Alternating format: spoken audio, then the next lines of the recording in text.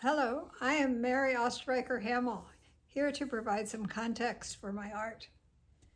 In my view, people come to art because it resonates with something in their inner nature.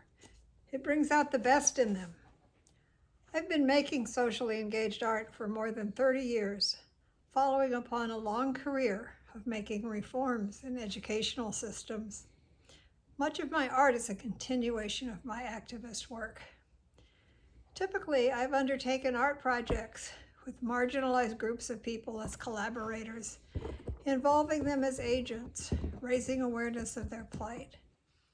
A major goal is to evoke sympathetic concern in an audience that might be moved to bring change. One example is homeless people in Greater Boston. They borrowed video cameras to capture their daily lives on the street and then helped transform the footage into a range of formats. Their words were sung by a chorus at Harvard, and their faces were on placards worn by lobbyists at the State House. The governor was moved to establish an ad hoc committee that increased funding for housing. Also in the Museum of Fine Art, gallery goers who walked into the structure built of the film strips had their own images sent by live feed back to the streets. Another example is the War Widows in Cambodia. Led by survivor artist Chat Persath, impoverished village women whose husbands had been taken from them by the Khmer Rouge made cyanotype pillowcases.